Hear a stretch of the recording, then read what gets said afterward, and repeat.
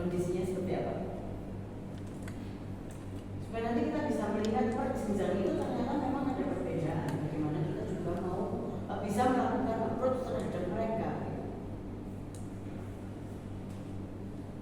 Ada lagi kan yang mau sharing di jenjang SD?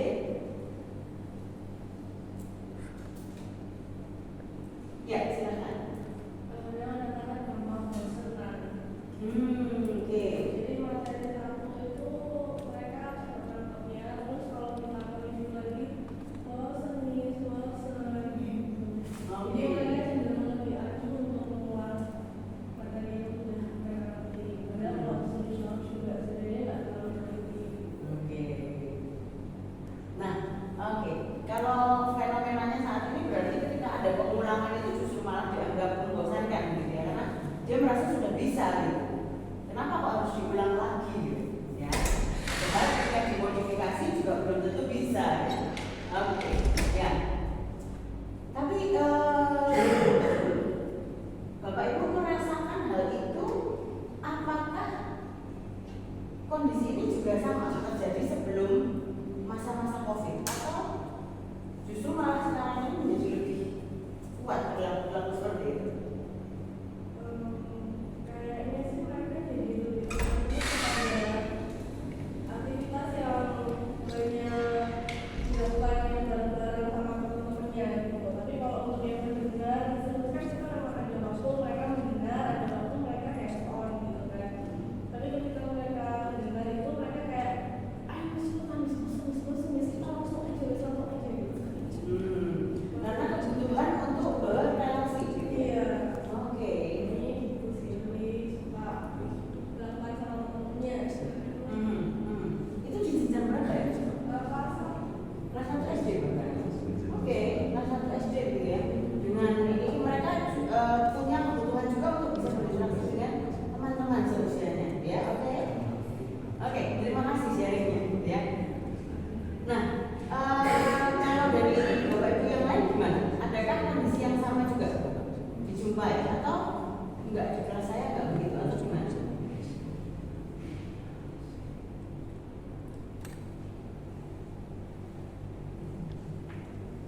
Ya? Gimana? Atau sama? Kondisinya sama seperti itu? Kelas 2, iya? Ada kondisi yang berbeda interaksinya ketika terjadi masalah, kalau mungkin bagi saya masalah kecil tapi bisa dipahami itu jadi keselisihan tapi terjadi karena salah paham. Jadi ada murid A itu bad mood karena suatu masalah, lalu ngomong kata-kata yang tidak pantas kepada murid B, tapi saya jelaskan kepada murid si B ini yang merasa dimusuhi kalau itu murid A ini bukan benci sama si murid B, tapi karena terbawa sama backgroundnya itu masalah yang dia mungkin dapat dari rumah gitu.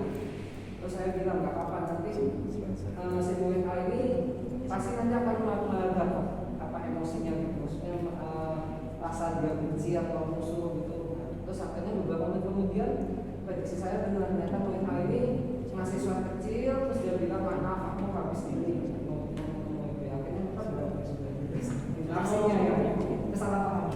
Oke, ya. Tetapi hal itu cukup sering terjadi kayaknya kalau di SD gitu ya. Iya. Karena memang kalau kita melihat ya mereka kan akan terfokus pada diri masih sangat ini ya.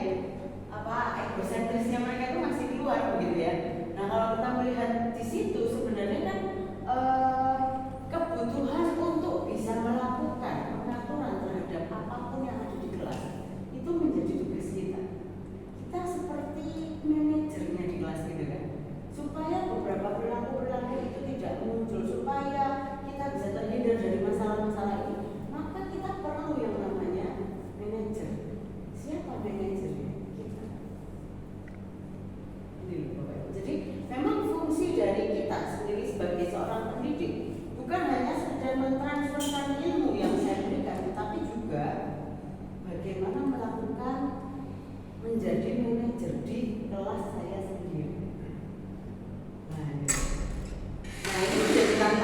berbeda kalau misalnya Bapak Ibu mentransferkan ini saya dengan yakin bahwa Bapak Ibu punya background pengetahuan ilmu latar belakang pendidikan yang sudah sesuai.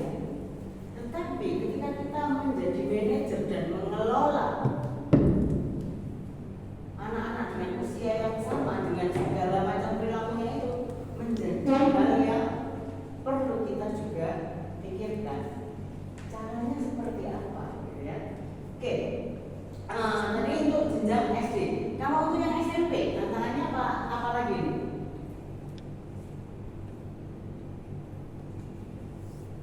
Yang guru-guru SMP ya.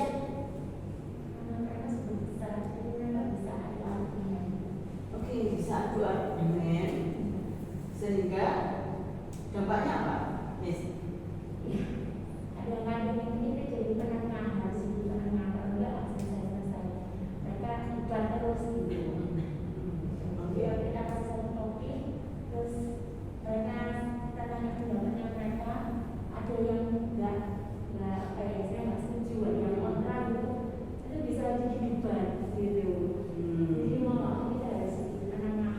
Oke, menjadi penengah di dalam lingkungan mereka. Di satu sisi ada sisi positifnya, berarti mereka kritis, gitu kan? Tetapi di satu sisi lain, kalau kita melihat dari sisi negatifnya, kok merepotkan. Kita tuh kan sebenarnya suka ya kalau misalnya lingkungannya itu tenang, ya sudah dikasih pekerjaan, ya sudah. Tetapi di satu sisi lain, apakah itu menunjukkan siswa kita itu adalah siswa yang kritis? Tidak juga. Ternyata justru malah yang ramai, yang dinamis ini justru malah akan membuat sesuatu, gitu kan. Nah, maka PR kita sebagai manajernya apa, gitu kan. Nah, ini yang akan kita nanti banyak diskusikan ya Bapak Ibu. Saya tidak akan banyak berbicara mengenai metode bagaimana menyampaikan materi dan lain sebagainya. Saya yakin di sesi-sesi yang lain pasti Bapak Ibu sudah banyak mendapatkan, ya. Nah, saat ini saya akan lebih berdiskusi mengenai peran kita sebagai manajer di kelas itu apa sih? Penataan seperti apa yang perlu kita lakukan untuk bisa menghindarkan beberapa permasalahan-permasalahan yang mungkin muncul di kelas. Nah ya, sama-sama dominan, anaknya duduk bersebelahan. Wah, yang satu ngomong, yang satu ngomong, maka itu jadi rame. Beda banget kelasnya, gitu kan? Berarti kita kan apa yang kita lakukan? Mengatur semuanya supaya kita tahu bahwa oh ini akan berpengaruh buruk, akan berpengaruh bukan buruk ya, tetapi akan membuat semakin ramai ketika sama-sama suka ngomong bersebelahan. Maka apa yang bisa kita lakukan kan itu manajemen yang kita lakukan kan, mulai dari penataan ruangan, lingkungan dan lain sebagainya.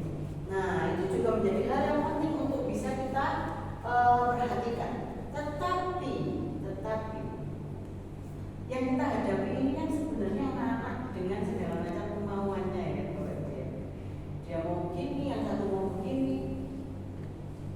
Cukup seringkah muncul masalah perilaku seperti tadi, berdebat lah, apa segala macam. Cukup sering ya.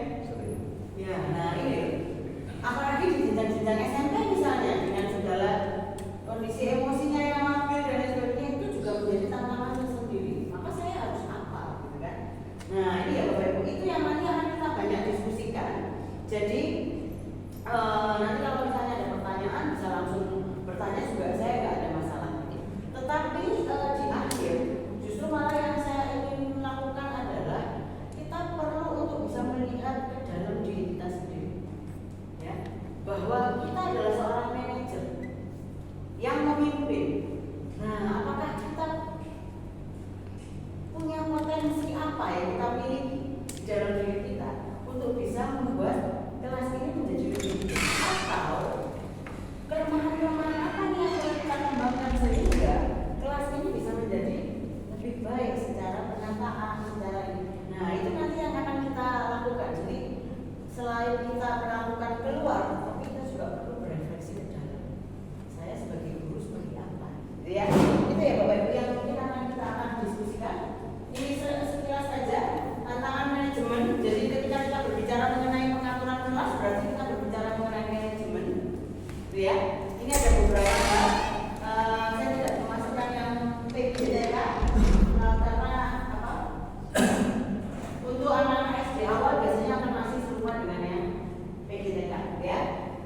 Nah dia terkadang tantangan ketika kita menjadi seorang guru di SD ya, itu sebabnya kita perlu nih melakukan pengelolaan kelas kita dengan dinamika yang berbeda-beda.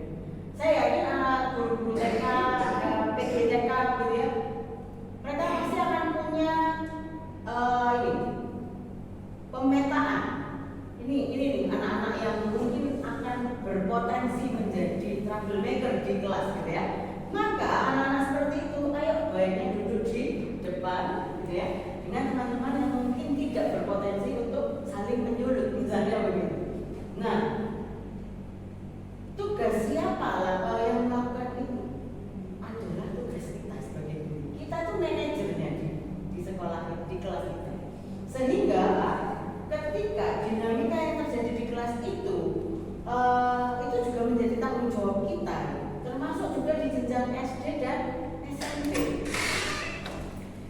Ya, saya yakin Bapak Ibu juga karena saya nggak tahu kalau di sini apakah cukup umum anak-anak itu akan melanjutkan dari TK ke SD kemudian lanjut gitu ya. Nah, apakah hal ini juga dalam tanda kutip ketika ada siswa dengan catatan-catatan tertentu, apakah biasanya dikomunikasikan pada jenjang selanjutnya? Itu menjadi penting. Karena kita sebagai manajer kita harus tahu tuh siapa saja yang berada di bawah kontrol kita, gitu kan? Tujuannya untuk apa sih kita melakukan pengelolaan kelas ya? Pengelolaan kelas itu sebenarnya adalah segala usaha yang dilakukan untuk mewujudkan terciptanya suasana belajar yang efektif dan menyenangkan. Bukan hanya dari sisi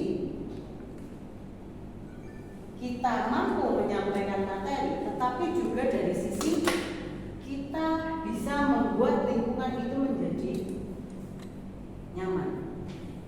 Kalau buat saya di jenjang perguruan tinggi mungkin tuntutan ini ya masih ya, tetapi tidak yang sangat intens ketika dibandingkan dengan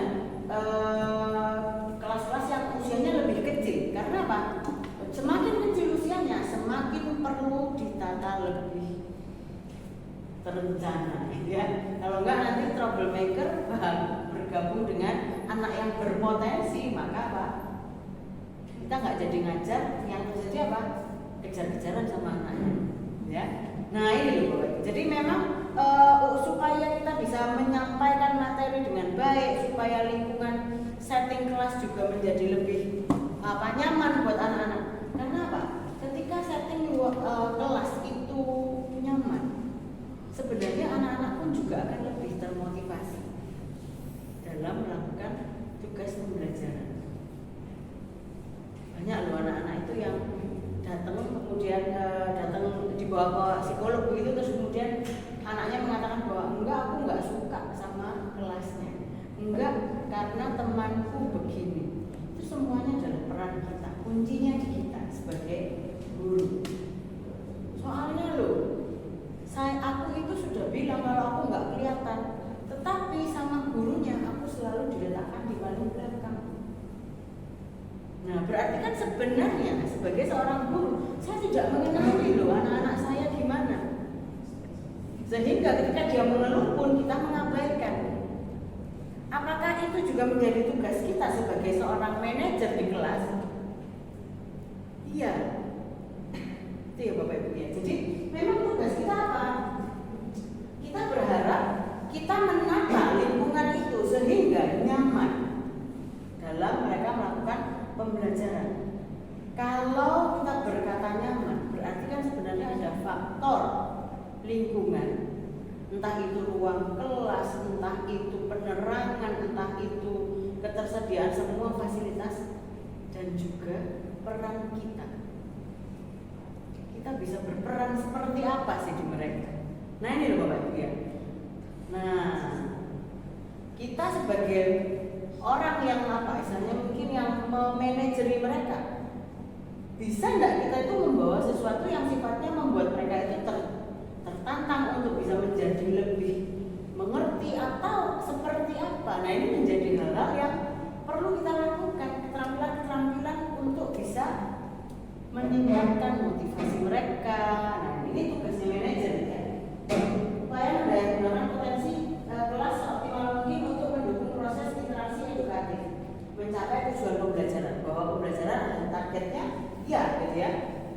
target. Materi ada, tetapi bagaimana materi itu bisa tersampaikan dan anak-anak mendapatkan pembelajaran yang fun, yang mudah mereka terima, itu menjadi PR besar kita, ya. Nah ya, mengapa kelas perlu dikelola? Memaksimalkan kesempatan untuk belajar siswa, menciptakan lingkungan positif untuk pembelajaran. Nah ya, kesempatan belajar. Jadi apapun kesempatan belajar mereka harus bisa optimal di situ. Menciptakan lingkungan positif. Nah ini ya, menciptakan lingkungan yang positif, mencegah munculnya masalah perilaku dan masalah akademik. Kalau taruhlah contoh yang tadi saya contohkan, anak itu nggak mau masuk sekolah karena apa? Karena dia sudah ngomong ke gurunya kalau saya nggak kelihatan, tetapi dia tidak diperdulikan sehingga saya nggak kelihatan, itu percuma saya datang ke kelas.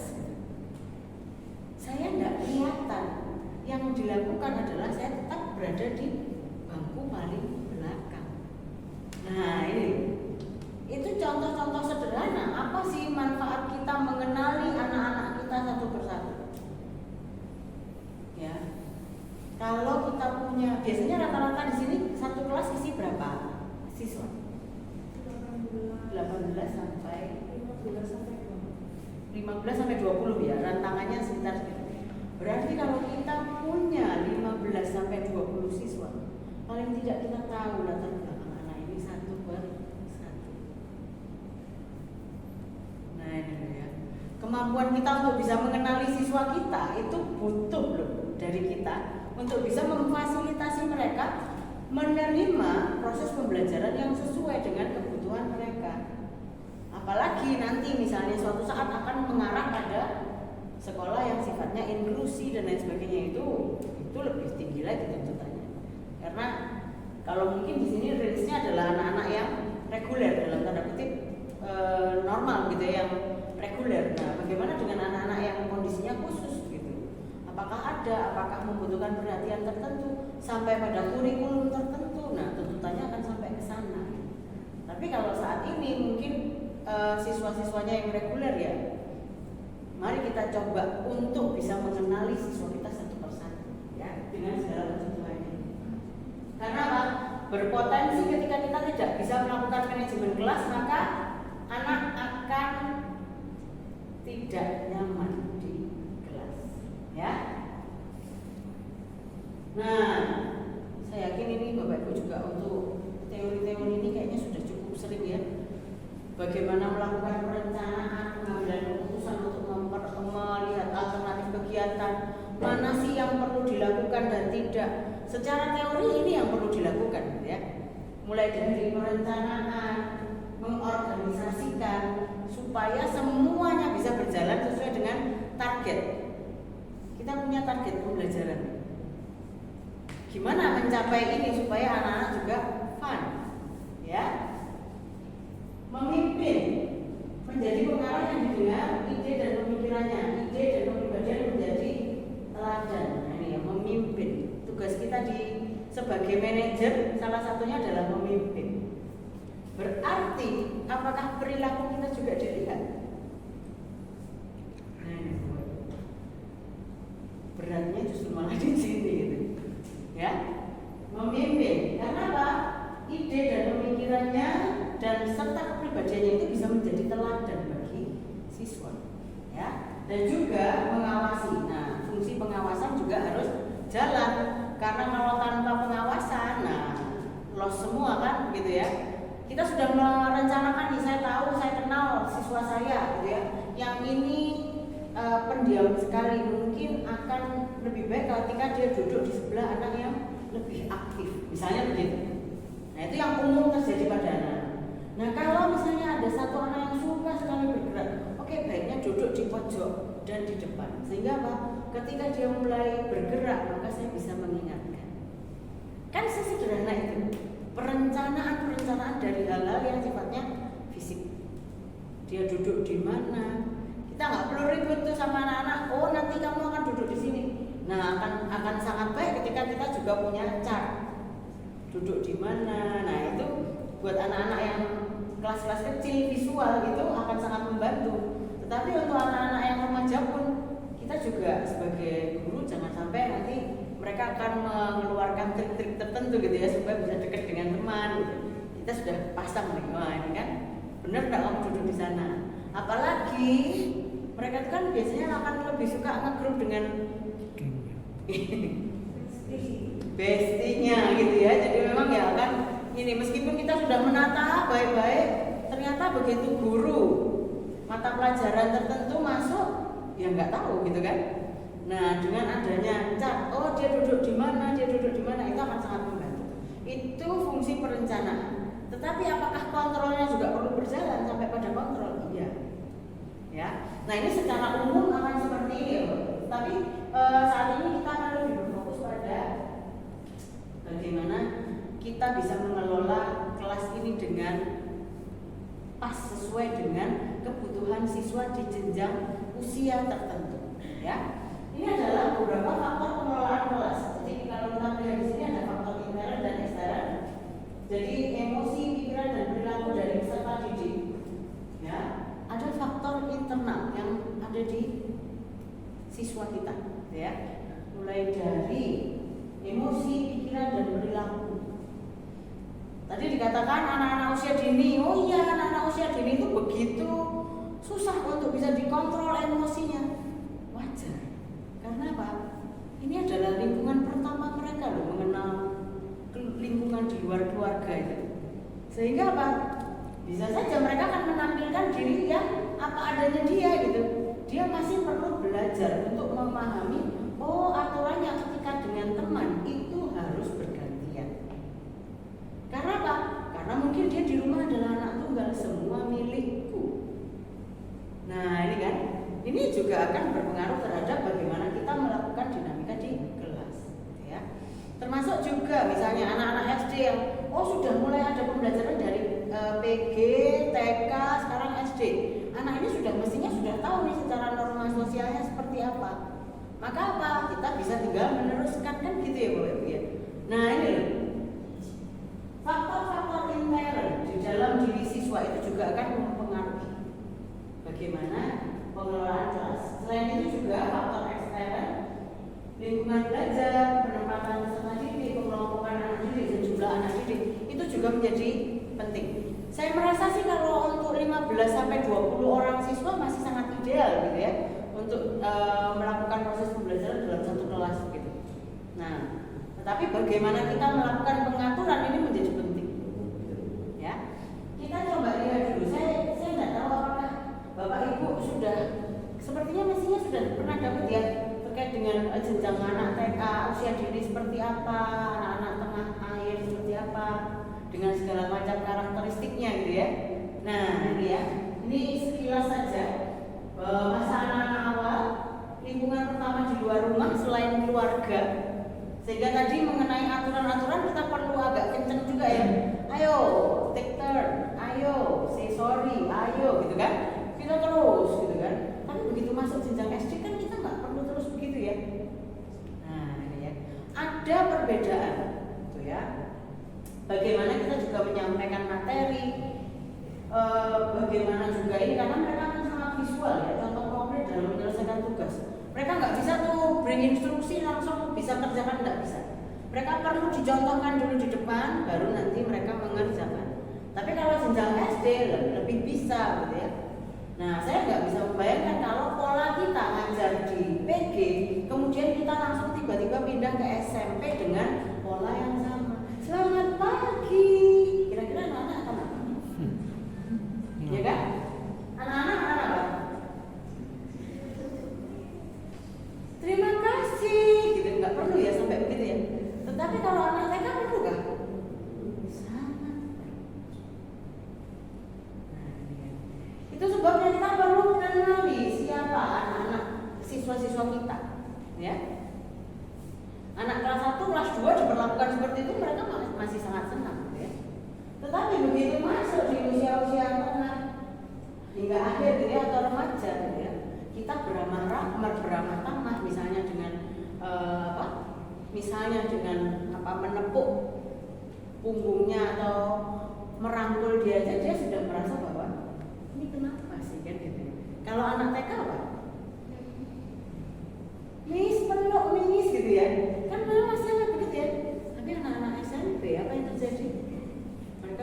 tidak nyaman. Apa sih kok pegang-pegang? Kan gitu ya.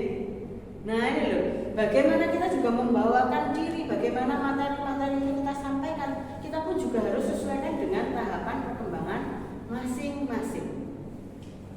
Ya, bagaimana kita membawakan diri, itu pun juga harus disesuaikan.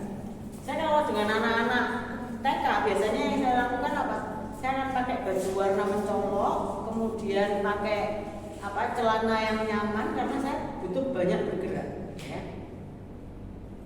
Mungkin kalau lebih bagus lagi kalau ada yang gambarnya mungkin yang sangat ini ya, karikatur-karikatur yang mungkin warna-warni cerah gitu. Tapi begitu saya masuk di anak SD dengan kostum yang begitu, ini kenapa ada badut di sini kan gitu ya. Nah itu loh, bagaimana cara kita membawakan diri, bagaimana kita mengatur semuanya, itu menjadi bagian dari manajemen yang kita lakukan.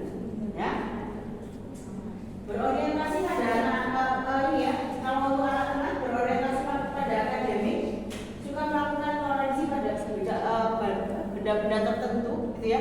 Mereka masih sangat kompetitif, suka untuk mengkoleksi barang-barang tertentu, gitu ya. Memang ini adalah masa mereka, gitu ya. Dan gaya humor yang berbeda. Kadang kita tuh kalau bercanda sama anak-anak SD apa sih, agak garing gitu nggak sih? Bapak Ibu yang di kelas-kelas SD gimana? Gaya humor mereka pun juga agak berbeda ya. Padahal gaya humor, bagaimana kita berinteraksi dengan mereka itu adalah salah satu cara untuk kita bisa klik dengan mereka. Apa biasanya guyonan yang garing pada anak SD itu? Iya. Saya ngajar kelas 3 memang sudah jago sekali jokes bapak-bapak. Jokes bapak-bapak? Seperti saya masih karena ada satu anak ngasih jokes ke saya langsung sekitar mungkin 3 perkataan sudah langsung komentari gitu ya. Dari kasih jokes itu. Ya ini pertanyaannya adalah jokes ini memang anak-anak di anak usia SD jadi bapak-bapak yang garing atau enggak ini bercanda. Ya, jadi kan sebenarnya kalau kita melihat mereka punya stylenya sendiri ya dalam bercanda begitu tuh agak berbeda gitu ya. Makna-makna kiasan saya yakin mereka juga belum terlalu paham gitu ya. Jadi ya biasanya mereka akan sangat-sangat lurus gitu dalam bercanda pun juga begitu. Oke. Melakukan pengenalan sederhana masa remaja ya. Sebagai manajer bukan hanya kemampuan kita dalam mengorganisir semuanya, tetapi juga bagaimana kita berperilaku dengan mereka itu pun juga bagian di dalam pengelolaan kelas atau manajemen kelas. Ya, oke. Pada masa remaja, mulai masa peralihan, kondisi emosi labil, teman adalah segalanya. Ya, pokoknya kalau sama bestie, ya sudah, pokoknya sama bestie, ya. Kalau bisa ya kemana-mana, bahkan duduk itu ya sebelahan. Ya. Oke. Mampu melakukan penalaran yang lebih kompleks dan refleksi. Nah, ini mereka sudah mulai memiliki penalaran yang lebih tinggi. Sehingga ketika kita meminta mereka melakukan refleksi, melakukan suatu hal yang istilahnya mungkin mulai memikirkan secara kompleks, itu mereka sudah lebih bisa secara kognitif. Berbeda dengan anak-anak yang di level-level sebelumnya, apalagi PGTK gitu ya, konkret bahwa ayo kamu tadi ini kan mendorong temanmu, ayo siswa gitu. Tapi kalau mereka sudah bisa melakukan refleksi sederhana. Kamu coba pikirkan kira-kira dari masalahmu ini apa andilmu? Bisa nggak? Ini loh Bapak. Jadi inilah perbedaan di setiap fase-fase tentang kehidupan itu. Perbedaan cara berpikir itu juga akan mempengaruhi bagaimana kita melakukan pendekatan pada mereka. Ya. Nah, ini.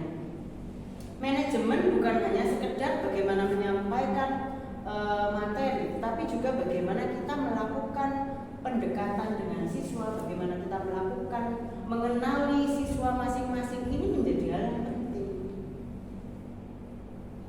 Belum lagi Bapak Ibu, ini kebutuhan di masing-masing fase. Tetapi kita juga jangan lupa kita punya aspek-aspek yang perlu dikembangkan. Ya. Kalau dari jenjang TK sampai SMP semuanya itu masih naik semua. Kenapa saya mengatakan masih arahnya positif semua? Secara fisik perlu dikembangkan, kognitif masih berkembang terus. Dari sisi sosio-emosional juga masih terus berkembang.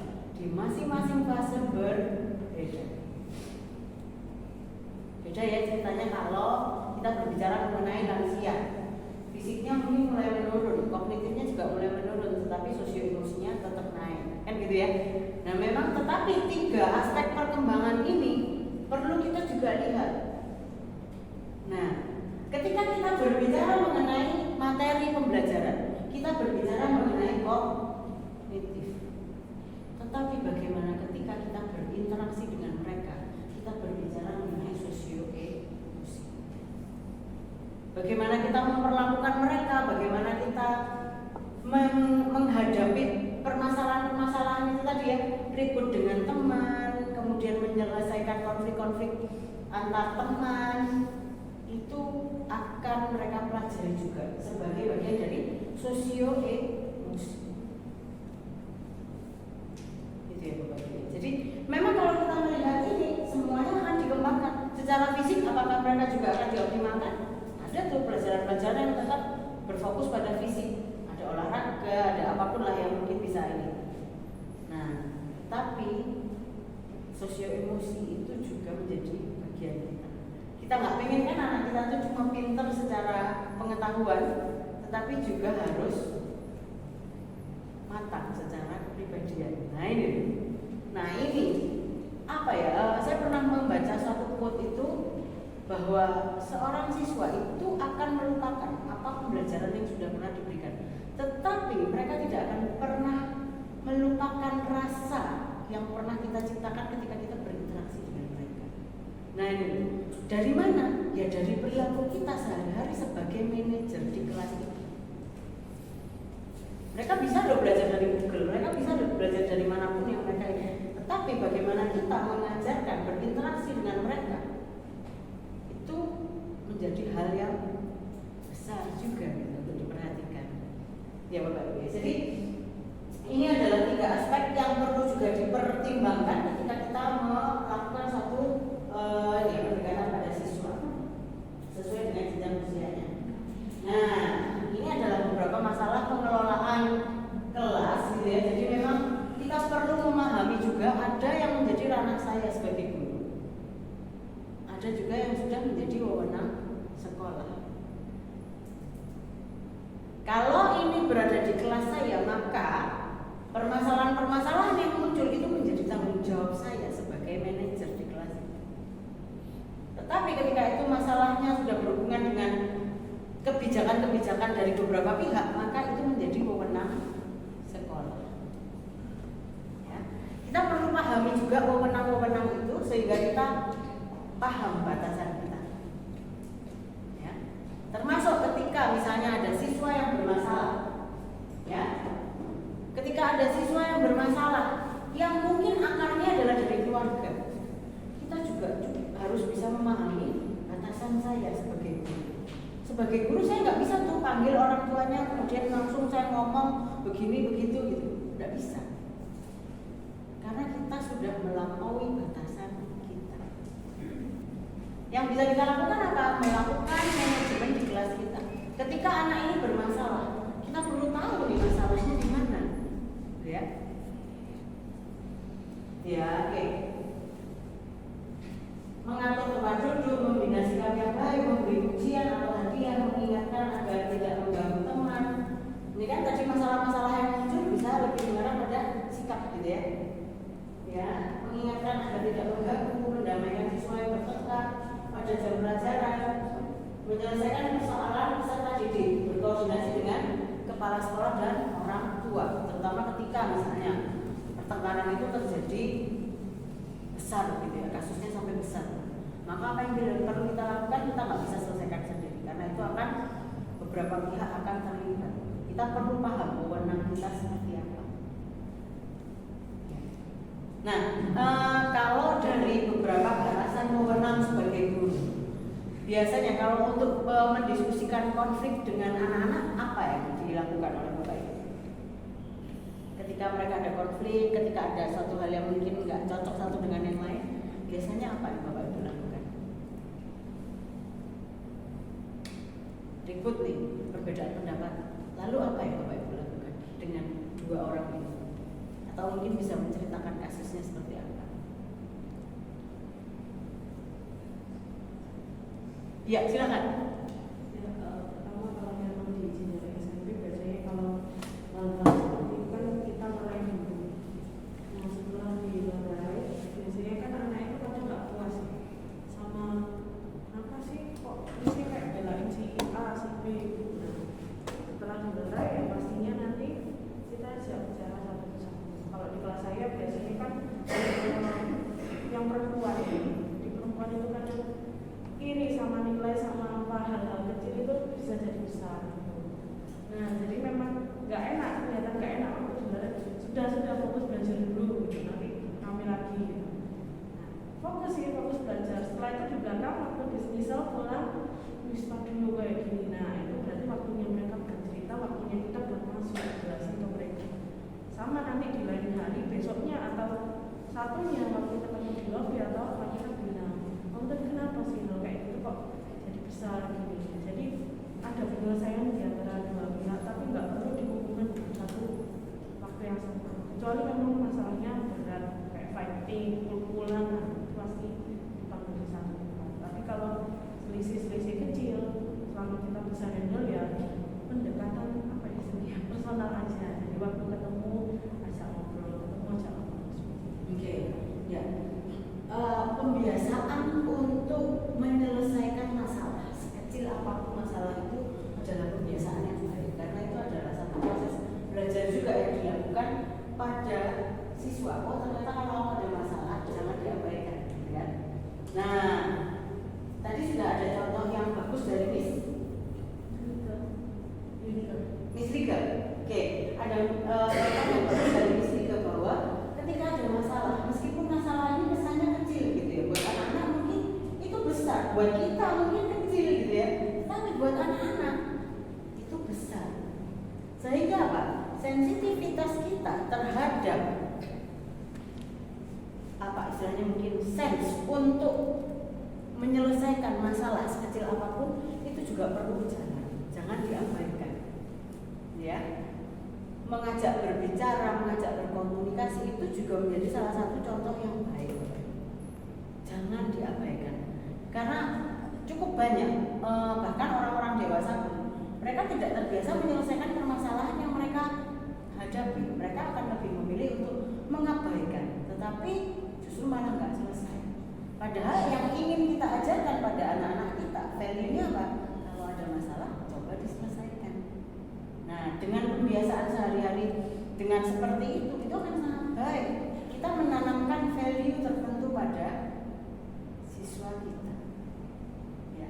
Terima kasih buat sharingnya. Oke, ada lagi yang mau sharing Bapak Ibu? Ya, silakan.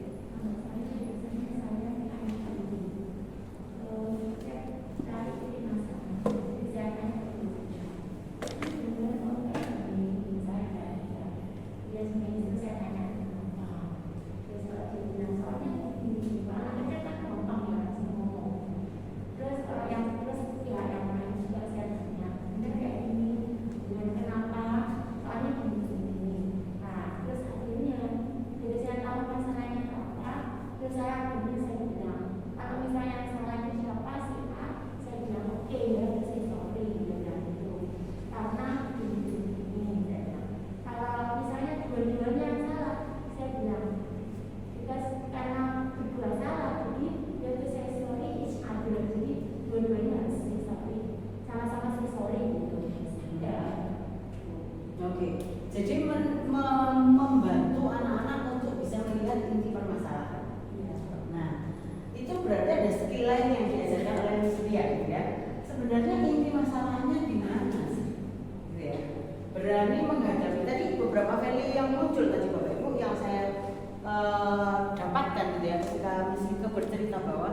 ya harus diselesaikan kalau ada masalah. Kemudian ada lagi value yang diajarkan, yaitu apa? Harus mencari inti masalahnya. Maka apa? Itu akan membantu mereka untuk bisa berpikir secara kritis dan logis. Oh iya ya, konsekuensinya juga saya paham. Nah ini memang apa? Kalau ada 18 anak dengan kondisi, tapi kan ribetnya ya nggak setiap hari gitu kan. Jadi kondisi-kondisi ini ketika kita benar-benar mau duduk dan ngobrol dengan mereka, saya yakin kita pasti masih punya waktu gitu kan. Nggak mungkin 18 anak, 20 anak itu berulang dalam hari yang sama gitu ya, kecuali ada satu hal yang chaos gitu. Sehingga apa?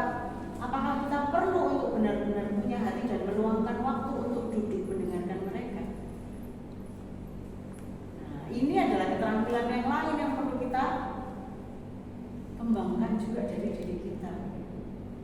Sehingga anak punya konsep bahwa oke, ternyata kalau menurut guru di sekolah, misi sekolah, masalah itu harus diselesaikan, masalah itu harus dicari akar masalahnya di mana.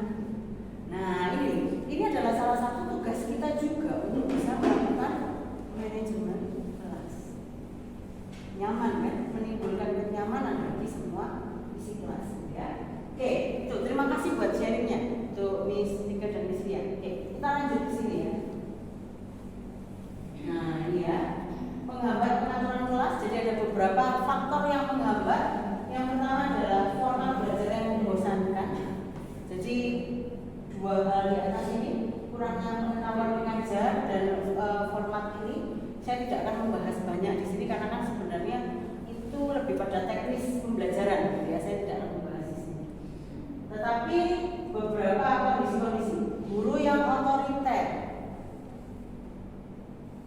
kemudian kepribadian pengajar yang dinilai kurang baik. Sudah, nggak boleh ribut, nggak usah ribut, kembali, sudah. Tanpa kita mau mendengarkan apa kebutuhan mereka. Nah ya, kurangnya pendekatan terhadap peserta didik yang mengakibatkan kurangnya pemahaman tentang peserta didik. Jadi kita tidak mengenal satu persatu siswa kita yang ada di kelas. Itu juga menjadi hambatan ketika kita akan berinteraksi dengan mereka sebenarnya. Ya, itu ya Bapak Ibu ya. Ini hanya jurnal yang saya dapatkan bahwa ternyata ada beberapa permasalahan yang dari hasil penelitian di jenjang SD gitu ya. Ini ada juga beberapa permasalahan yang secara umum terjadi berkaitan dengan manajemen kelas gitu ya. Saya tidak akan membahas banyak di sini, tetapi ternyata ini umum terjadi. Mungkin bisa saja terjadi di sini, tetapi di tempat lain pun juga terjadi ya. Maka perlu kita tetap untuk bisa melakukan evaluasi ke dalam ya. Ini lebih ke menunjukkan saja ya. Memang kalau kita melihat di sini jenjang SD, ternyata memang kalau tadi dikatakan bahwa anak-anak kelas 1 pun sekarang sebenarnya sudah suka berinteraksi dengan teman gitu ya. Ternyata ini ya, di alternatif solusi yang lain adalah munculnya ada metode peer teaching atau tutor sebaya. Itu menjadi salah satu alternatif yang bisa dilakukan untuk bisa proses pembelajarannya berjalan dengan baik ya. Oke. Nah ini secara umum seperti ini, ternyata bukan tidak hanya terjadi di sini misalnya, di tempat lain pun juga terjadi. Ingat Bapak Ibu, ketika kita berinteraksi dan kita sebagai manajer di kelas itu, berarti ada pola interaksi antara saya dengan siswa. Konsepnya hampir sama dengan seperti saya dengan anak saya. Itu adalah pola relasi. Saya pernah tuh mendengar dari salah satu siswa SMP. Dia bercerita bahwa, oh ya, kalau guruku sih biasanya cuek aja sih, Bu, gitu kan? Dia bercerita. Cuek gimana maksudnya? Ya saya tidur aja di belakang. Beliau menerangkan di depan, dia tidur saya tidur di belakang. Ya sudah, biarin aja. Guru saya nggak pernah negur saya. Itu sebenarnya adalah pola interaksi kita dengan anak. Ada pola asuh yang dinamakan pola asuh yang permisif. Saya yakin Bapak Ibu sudah familiar dengan itu, saya nggak akan mengulas banyak di situ. Tetapi bagaimana kita berinteraksi dengan anak-anak di kelas kita itu tidak jauh berbeda dengan itu. Ada yang sangat permisif yang boleh, semuanya boleh. Mau rame boleh, mau ngapain boleh, tidak ada batasnya. Tetapi ada yang sangat otoriter, yang sangat fokus sama saya. Begitu rame sedikit, ini penghapus papannya dikeluarkan langsung diketok-ketok sambil marah jadi semua perhatian saya ya. Terus kemudian nggak usah diselesaikan sudah kamu pokoknya kerjakan tugasnya masing-masing, nggak usah ribut gitu. Sangat-sangat otoriter. Ada juga yang demokratis. Oke, kita mau apa nih dengan kelas ini? Kesepakatannya apa? Kalau misalnya ada satu yang berbicara, boleh nggak yang lain ngomong? Itu adalah kesepakatan yang kita buat bersama dengan siswa kita.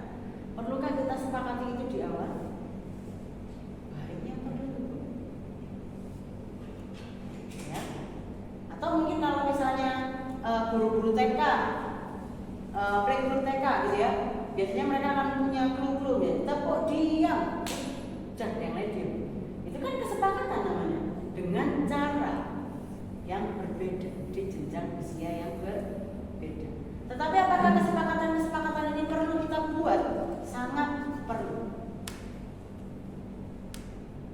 Gantian ya, kalau kita ngomong kita gantian di kelas ini. Kesepakatannya seperti itu.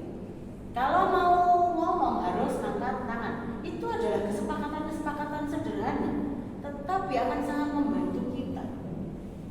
Supaya apa? Tidak terus semuanya mau ngomong gitu. Harus bergantian. Kesepakatan itu perlu dibuat ya di awal tahun ajaran sehingga kita sama-sama tahu gitu ya. Nah, itu adalah pola-pola yang mungkin lebih mengarah pada pola demokratis. Sama kan? Dengan pola-pola interaksi sebenarnya antara anak dengan orang tuanya.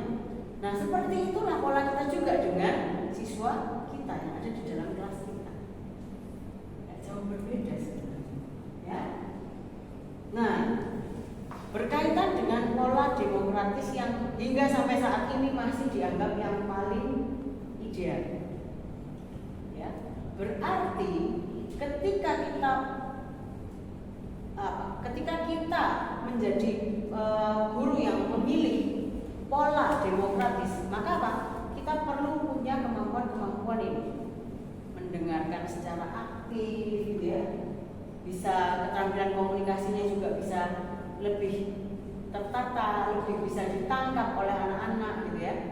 Sesuai dengan usia anak kalau ngomong, gitu ya.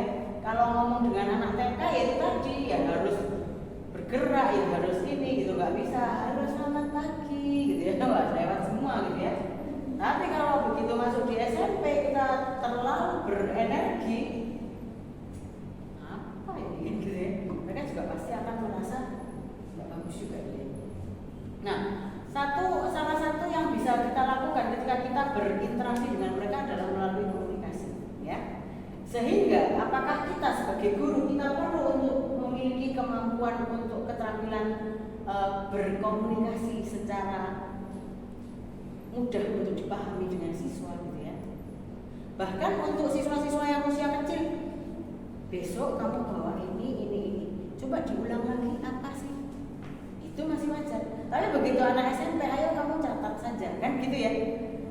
Kalau misalnya kita lakukan yang sama, ayo tadi bilang apa gitu. Setiap kali kita beri instruksi begitu, dia juga akan jengah juga dengan anak-anak SMP, gitu ya. Maka kita perlu sesuaikan gaya kita dengan siswa kita. Ya. Kemudian listening skill, mendengar dan mendengarkan. Jadi kalau mendengar itu bisa sambil lalu. Tapi ketika kita mendengarkan apa? Kita butuh kemampuan untuk duduk dan memahami ini apa sih, maunya apa sih, perspektifnya apa sih dari anak ini. Bukan hanya sekedar oh iya sudah dengar ya sudah. Tanpa adanya pemahaman yang pas.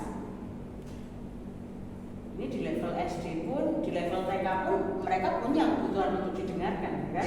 Sehingga di setiap level maka perlu untuk didengarkan. Tetapi adakah anak-anak yang saya mau didengarkan sekarang? Ada yang begitu? Nah, berarti kan itu kembali ke kita sebagai manajernya ya.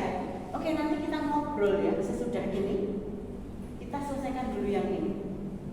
Itu adalah kemampuan kita untuk bisa mengontrol kelas kita, tetapi juga tidak mengabaikan kebutuhan mereka untuk didengarkan. Apalagi remaja tuh, remaja biasanya kalau sudah mulai curhat panjang ceritanya, ya kan? Tetapi ya itu kebutuhan mereka, gitu kan, untuk didengarkan, ngobrol, gitu ya, untuk diarahkan. Karena mungkin di rumah juga dia merasa jadi tadi karena arahnya sudah mulai ke teman, satu-satunya orang dewasa yang di lingkungan pertemanan sekolah itu adalah guru. Biasanya yang lebih didengarkan adalah guru dibandingkan dengan orang tua. Masalahnya. Oke.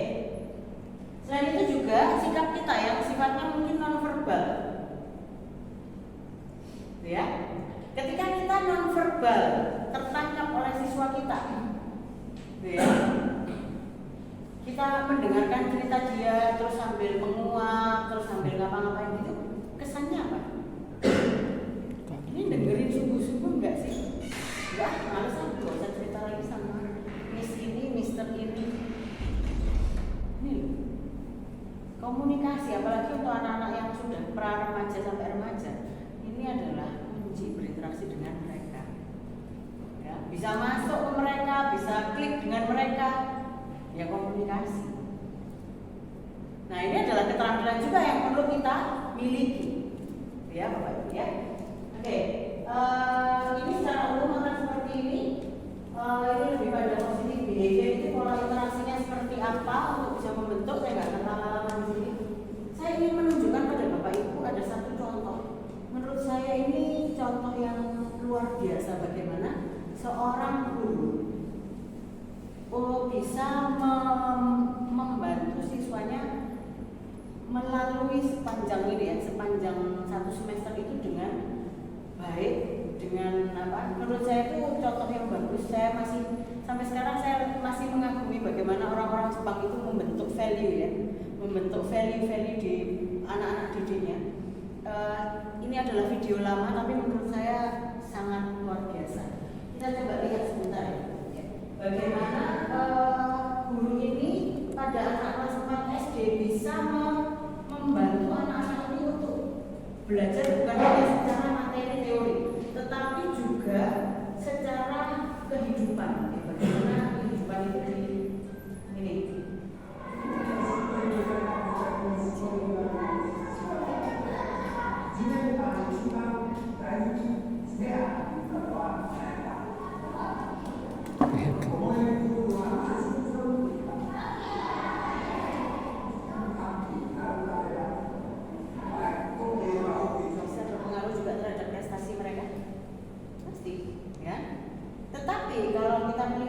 Bagaimana guru itu membantu anak-anak menerima proses kematian itu tadi ya, menjadi suatu hal yang lebih bisa diterima. Bahkan tadi si anak perempuan tadi di akhir, di awal dia malah nggak berani cerita gitu kan mengenai kematian ayahnya, tetapi begitu tadi di akhir dia berani membawa hasil karya ayahnya yang terakhir sebelum meninggal, ya kan?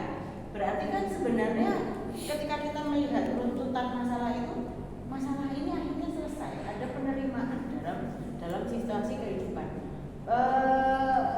Bapak Ibu sebagai guru mendampingi siswa-siswa ini kan sepanjang tahun ya, dari Juli ke Juni gitu ya, benar-benar yang sepanjang tahun. Dan itu pun juga fase hidup mereka itu kan sangat-sangat beragam ya, entah apa gitu ya, entah perpisahan orang tua, entah itu pertengkaran dengan saudara dan lain sebagainya. Itu kan sebenarnya adalah siklus hidup yang memang dilalui oleh anak-anak ini kan. Nah, dan itu juga ada di siswa kita kan. Tetapi kalau Bapak Ibu melihat tadi bagaimana sih guru ini menyikapi, apakah diabaikan? Justru malah dia berusaha untuk membantu, ya kan? Dengan dukungan siapa? Dukungan teman-temannya kan tadi. Oh, ternyata dengan situasi perasaan-perasaan grieving, kehilangan itu tadi ternyata juga semua orang pernah loh merasakan, sehingga dia merasa tidak sendiri, ya kan? Nah ini loh Bapak Ibu yang mungkin akan Bapak Ibu temui juga di sepanjang rentang Bapak Ibu mengajar gitu ya. Bisa jadi ada problem tuh di rumah sehingga apa? Munculnya perilaku bermasalah di sekolah. Tetapi kita nggak tahu sebenarnya apa. Nah ini, bagaimana membuat anak-anak kecil itu tadi yang usia kelas 4 SD itu bisa dengan terbuka seperti itu? Itu kan peran kita juga ya. Kalau kita mengabaikan bisa saja kan? Kita nggak peduli, yang penting target kita selesai. Tetapi apa yang diajari, apa yang dipelajari oleh siswa-siswa ini, apakah value-value yang lain atau ya sudah masalah harus diabaikan saja, gitu kan? Bapak Ibu bisa berefleksi apa dari film singkat ini tadi? Nanti bisa diteruskan menonton filmnya karena menurut saya ini film yang sangat inspiratif dan apa istilahnya mungkin bisa membantu kita menemukan purpose kita sebagai guru itu apa sih? Bahwa guru itu kan panggilan ya, bukan hanya profesi yang sekedar melakukan tugas selesai, tetapi bahkan di dalam kehidupan itu kan bahkan malam pun kita juga harus memikirkan ini anak-anak ini gimana gitu ya. Benar-benar masuk di dalam aspek hidup kita gitu, nggak bisa yang lepas gitu ya. Itu ya kalau guru memang begitu. Sehingga bukan hanya sekedar profesi yang sudah selesai, cek selesai tugas saya, selesai. Tidak sesederhana itu. Ya. Nah ini ya. Kalau dari video singkat tadi, apakah ada insight-insight baru yang Bapak Ibu dapatkan sebagai seorang guru? Berbagi cerita tentang pengalaman perasaan antara anak dengan anak yang lain, dan bagaimana dari apa namanya cerita-cerita dari yang diceritakan anak-anak satu persatu itu akan membawa semua ikut mengikuti perasaan itu. Mungkin senang, ada yang sedih, ada yang bagaimana. Nah itu nanti paling tidak sebagai pendidik ya harus tetap memberikan solusi bagaimana mungkin antara perasaan senangnya ini yang pas waktu dia senang itu senang seperti apa, hal positif atau negatif yang berjelasan seperti itu.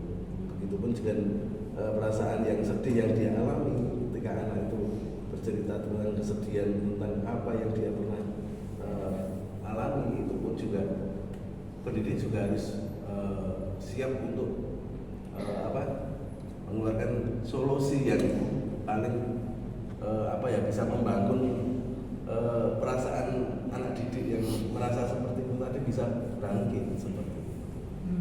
Mungkin ya kurang lebih seperti itu. Ya, berarti kan sebenarnya kan kalau kita melihat tadi relasinya benar-benar seperti relasi keluarga begitu ya. Saling ketika satu ini bercerita dan tiba-tiba semua bisa merasakan semua apa yang dia cerita. Nah itu ketika pun mungkin ada yang bercerita tentang dengan kesenangan atau kegembiraan yang dia alami dengan metode anak bercerita yang polos, mungkin ya yang lain pun juga happy juga. Oh iya senang, iya mungkin seperti itu. Ya. Oke. Nah ini berbagi perasaan bahwa tadi yang ditimbulkan itu justru malah kebersamaannya begitu. Kebersamaan ketika ada satu yang merasakan supaya tidak merasa sendiri, maka mereka saling berbagi cerita. Oke, nah itu.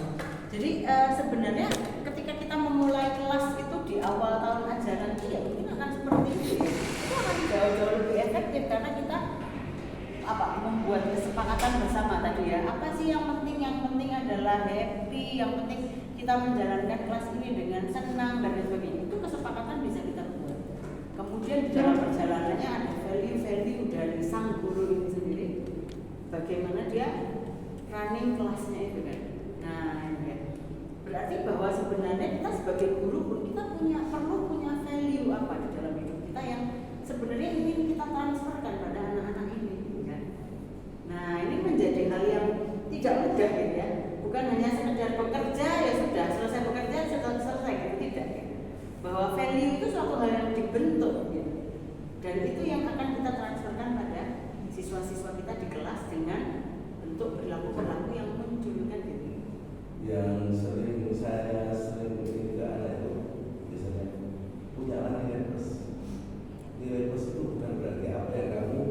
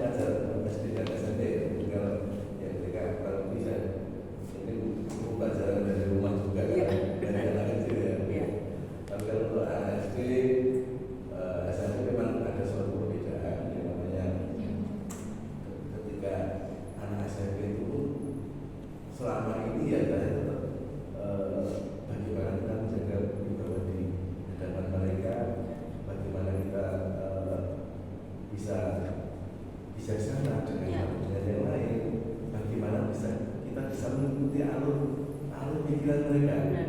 dengan candaan, tapi di situ candaan yang mungkin yang berbaur dewasa ya. Kadang mereka itu lebih suka, tapi bagaimana kita menyelami itu tapi memberikan sebuah penjelasan yang lebih positif. Ya, oke. Jadi memang ada value ya Pak ya, mungkin ditanamkan pada anak-anak, dan ketika kita ingin menanamkan satu value tertentu itu akan terwujud dalam bentuk perilaku kita, begitu ya. Iya. Makanya paling tidak mereka bisa menerima dengan kehadiran kita, mungkin menerima dengan apa yang kita sampaikan, seperti itu. Karena apa? Kalau di jenjang SMP pasti yang kita peroleh adalah sedikit perasaan, ya kan? Bukan sentuhan. Kalau sentuhan tadi sudah beda. Ya, benar. Untuk anak SMP Mereka sudah beda. tidak mau. Iya, betul. Hanya perasaan. Nah, itu sih. Terima kasih buat sharingnya Pak. Ya, mohon maaf Bapak sudah mengajar berapa tahun Pak? Saya dari 2007. 2007. Oke, 2007 sampai sekarang berarti berapa? Iya. Oke, jadi memang perlu belajar dengan Pak siapa Pak? Pak Eros. Pak Eros. Iya. Iya, kita perlu belajar. Saya juga berguru Iya. luar biasa gitu ya, bahwa sebenarnya value itu akan muncul ketika value itu akan terbentuk dalam bentuk perilaku. Ketika kita sebagai pendidik itu kita punya value sendiri. Saya ingin anak saya jadi apa sih? Maka itu akan kita wujudkan dalam bentuk perilaku kita. Apakah kita ingin anak-anak ini juga belajar mendengarkan? Maka bentuk perilaku kita apa? Kita juga mau mendengarkan mereka. Nah itu adalah modal awal yang kita juga perlu miliki ketika kita menjadi seorang guru. Dan itu ya berdasarkan pengalaman beliau yang sudah 17 tahun tadi ya mengajar. Nah ini kan panjang ya Bapak Ibu ya. Jadi kita juga perlu untuk bisa mulai memikirkan, bukan hanya sekedar saya mengajar, saya menyampaikan materi selesai. Tetapi sebagai manajer kita juga perlu mengatur, kita juga perlu menanamkan value-value yang penting di dalam hidup mereka. Gitu ya Bapak Ibu ya. Oke, apakah ada sharing yang lain? Luar biasa, terima kasih sharingnya Pak. Ada sharing yang lain berkaitan dengan video ini tadi? Belum? Oke, belum ya. Nah, tetapi kalau kita melihat tadi ada banyak hal yang justru malah pertanyaannya adalah datang dari kita. Sebenarnya apakah kita itu sudah siap sebagai seorang guru? Atau guru seperti apa saya ini? Nah itu kan justru malah pertanyaannya justru malah datang ke kita, sehingga kita punya value untuk bisa kita sampaikan pada siswa kita dalam bentuk manajemen kelas ini tadi. Bukan hanya secara fisik, bukan hanya secara kehadiran ini, tetapi bagaimana saya bisa berdampak di dalam kelas ini. Bagaimana saya bisa menjadi manajer yang baik bagi anak-anak yang ada di dalam sini, gitu kan? Itu yang menjadi penting. Nah, itu sebabnya Bapak Ibu saya juga saat ini mungkin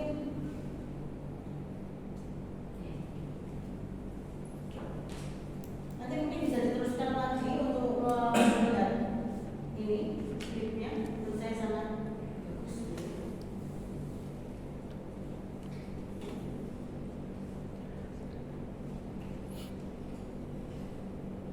Menurut saya ada satu quote yang luar biasa bagus gitu ya, yang muncul dari salah satu scene di situ.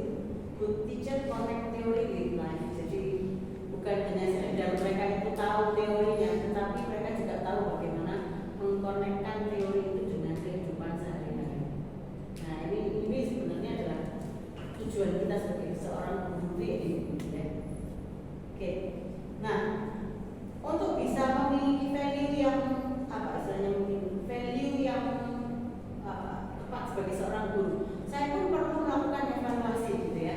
Maka saat ini mungkin kita akan punya waktu sedikit aja untuk bisa ke dalam, kita berefleksi ke dalam Bapak Ibu.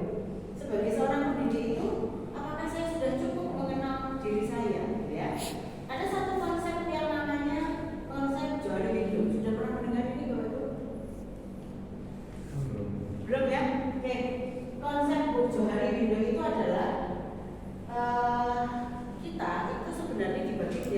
kuadran, ya.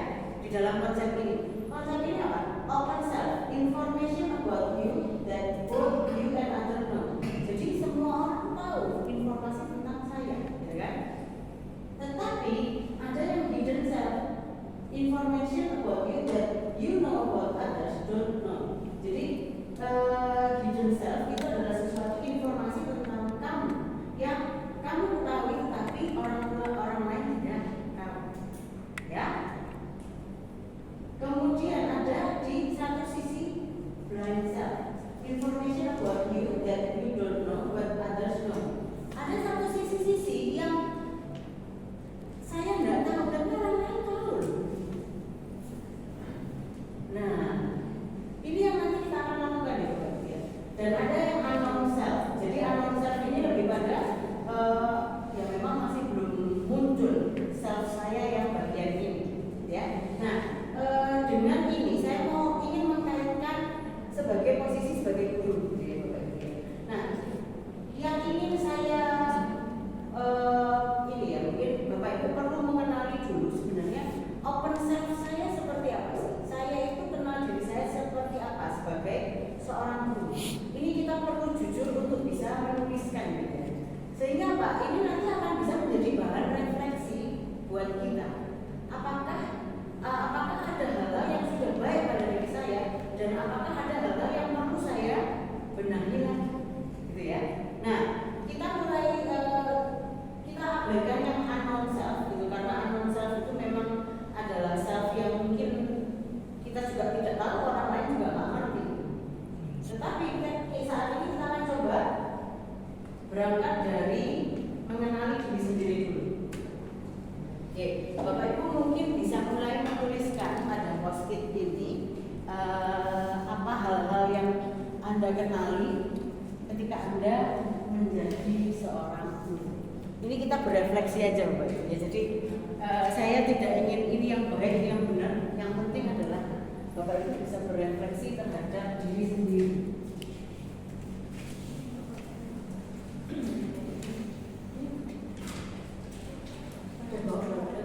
Misalnya begitu kan, saya nggak tahu ya, kan itu Anda sendiri yang tahu, gitu kan.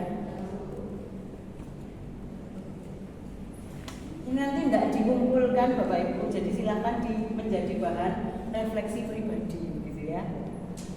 Jadi monggo silakan menuliskan sesuai dengan apa yang Anda yakini, gitu ya.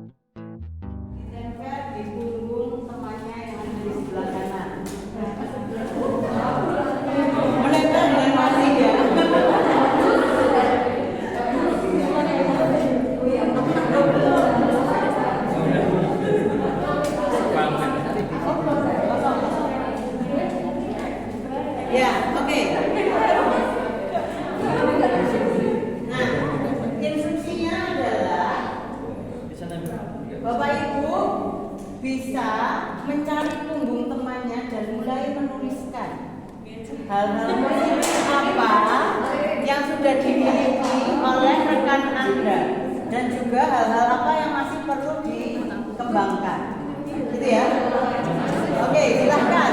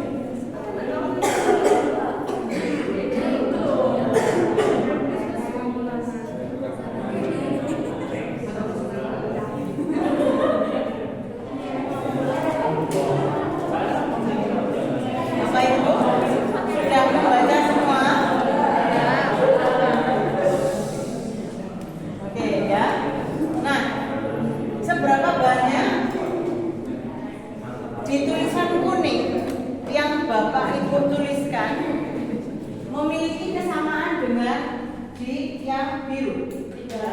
Tidak ada sama sekali. Ada dua. Tetapi ada ya Bapak Ibu ya. Ada yang sama, tetapi ada juga yang tidak sama. Tidak ada, sama semua. Oh tidak sama, oke. Nah, sebenarnya Bapak Ibu dari sini kita bisa melihat sebenarnya penilaian saya terhadap diri saya sendiri seperti ini nih. Ternyata di penilaian orang lain mungkin berbeda, gitu kan? Sehingga dari beberapa situasi ini kita bisa nyatakan nih, oh ternyata yang ini saya tahu, orang lain juga tahu, gitu. Sehingga oke, konsisten gitu. Oh ternyata ini ada yang saya tahu, tetapi orang lain tidak tahu, gitu kan?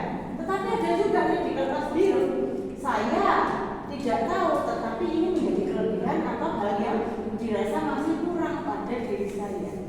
Nah, ini adalah apa istilahnya modal bagi kita untuk bisa berefleksi. Sebagai seorang guru itu, saya itu di mata saya sendiri seperti apa sih?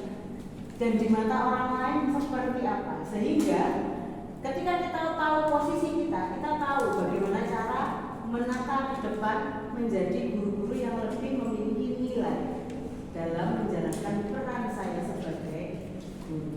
Saya tidak ingin membaca satu persatu, silahkan itu direnungkan sendiri buat bahan refleksi Bapak Ibu, sehingga Bapak Ibu bisa lebih berefleksi dan menjadi pribadi yang dewasa gitu ya, menyikapi pandangan dari orang lain, menyikapi penilaian dari orang lain itu menjadi suatu hal bagi saya untuk bisa terus berkembang ke depannya menjadi guru yang lebih baik. Begitu ya Bapak Ibu ya.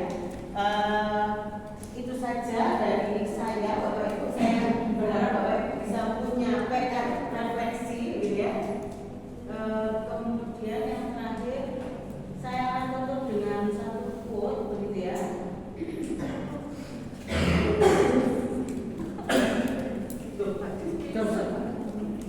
Oke, ya. Ini sebagai guru ya, ya. Tell me and I forget, teach me and I remember, involve me and I learn. Jadi memang ketika kita melibatkan mereka dalam proses pembelajaran itu, mereka akan belajar. Disitulah esensi dari belajar itu sendiri, ya. Okay. Every child deserves a champion, an adult who understands the power of connection and insist that they become the best they can possibly be. Jadi setiap anak itu memang adalah champion. Jadi peran kita di sini sebagai seorang guru ya menemukan champion-champion yang ada di masing-masing individu. Dan itu perlu nilai sebagai seorang guru. Ya, itulah yang akan kita terapkan di dalam kehidupan pembelajaran kita sehari-hari sebagai manajer di kelas itu. Itu saja dari saya Bapak Ibu. Terima kasih buat keaktifannya. Semoga bermanfaat. Mohon maaf kalau ada hal-hal yang kurang pas.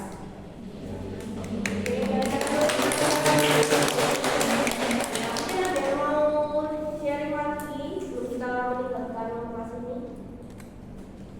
Tidak ada. Ya.